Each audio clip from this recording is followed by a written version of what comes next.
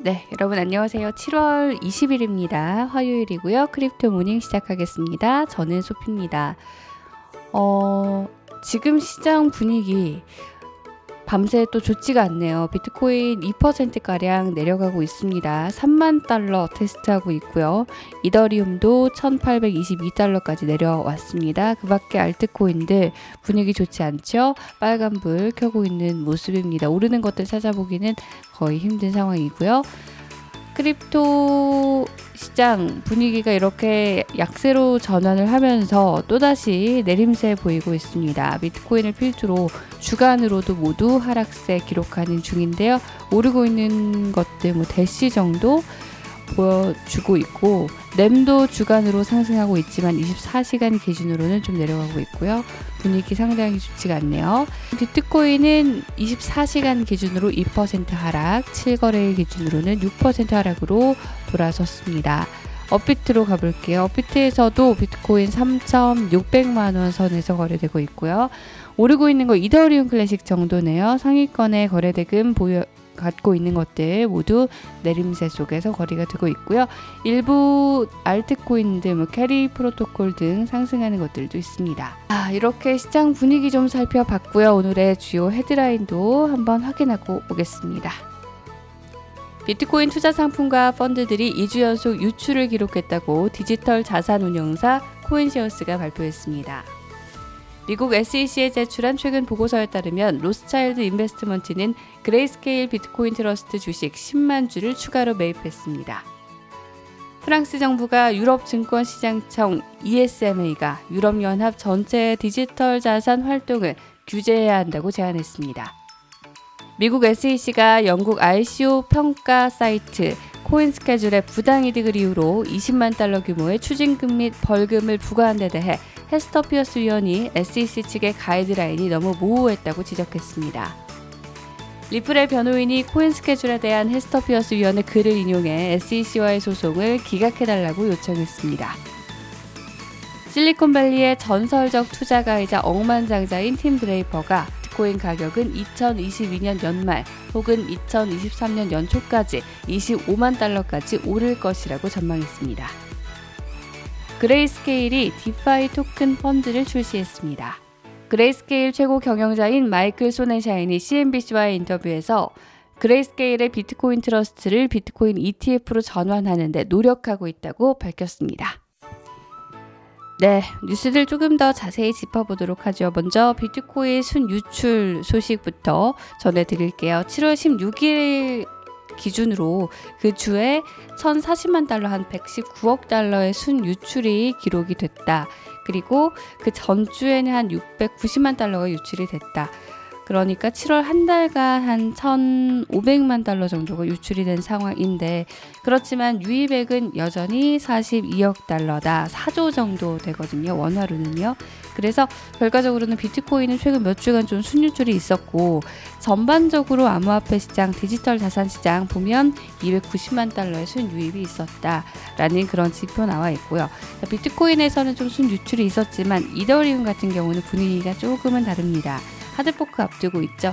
이더리움 같은 경우는 최근에 좀 여러 상품들에 한 1,170만 달러 지난주 순유입을 기록을 했고, 올해 현재까지 이더리움에 들어온 돈이 한 10억 달러, 1조 정도에 달한다고 합니다. 비트코인에 대해서는 돈이 좀 빠져나가고 이더리움에 대해서는 좀 순유입을 기록했다. 좀 상반된 분위기 로이터가 코인시어스 통해서 전했고요. 자, 두 번째로는 프랑스 정부가 유럽연합에서 지금 산발적으로 계속 규제 얘기가 나오고 있는데, 이거를 유럽 증권시장청이라고 불리는 이 ESMA라는 곳에서 좀 통합해서 관리를 할 필요가 있지 않냐, 같이 규제를 해달라고 제안을 했습니다. 만일 이렇게 되면 여기에서 통합된 목소리가 나올 수 있는 것이죠. 명확하게 좀 규모의 경제를 창출할 필요가 있다라고 이야기를 하면서요. 그 백서 같은 것들 좀 함께 조사를 하고 뭐 여러 가지 그런 조치를 취하자라고 이야기를 했죠. 앞서서 지금 미국에서는요, 프레지덴셜 워킹 그룹이라고 해서 자넷 옐런 재무장관이 지금 소집을 했죠. 소집을 해서 연방예금보험공사나 뭐 통화감독관실과 함께 스테이블 코인에 대한 규제를 하자, 그런 논의를 좀 해보자라고 한 상태입니다. SEC가 지금 모호한 입장의 끝판왕인 것 같아요. 제가 생각하기에는. 자, SEC가 지난 14일에요. 코인 스케줄에 대해서 부당이득을 이유로 20만 달러 규모의 추징금이나 벌금을 부과를 한 사건이 있었습니다. 이거는 다른 사이트를 통해서도 제가 확인을 했었는데 따로 전해드리진 않았었거든요. 자, 그런데 SEC에서 이런 벌금을 매겨놓고 어떤 이야기가 내부에서 나왔냐. 이 헤스터 피어스 위원은 친 암호화폐론자로 유명하죠. 자, 이분이 쓴 글인데 증권법 제2조 A1항에 따른 증권법의 규제를 받고 있다라고 명시를 했었고, 그리고 여기에 따라서 코인 오퍼링을 해서 돈을 벌었다는 사실을 17B에 따라 공개를 해야 되지만 그 공개를 하지 않았다. 그래서 SEC는 이게 17조 B항의 위반이다 라고 지금 벌금을 매겼다는 건데요.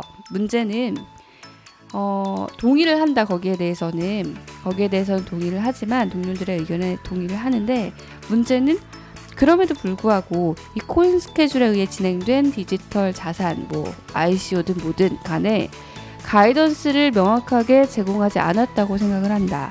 이런 게 없는 상황에서 SEC가 어떤 게 증권인지, 어떤 게 증권으로 팔렸는지 가이드를 주지도 않고 이렇게 규제를 하는 것은 조금 아니라고 본다.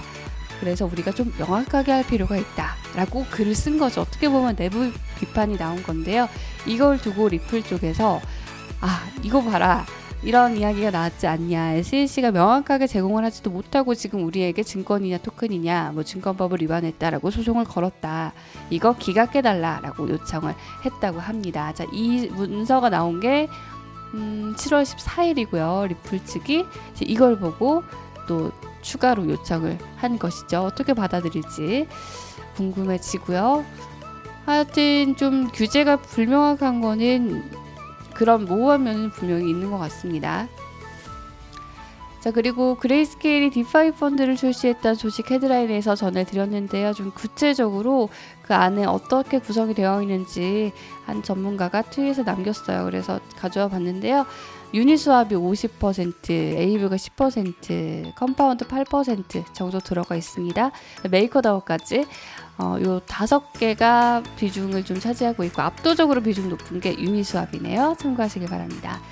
자, 이렇게 오늘 뉴스 다 전해드렸고요. 일정 확인해 보겠습니다.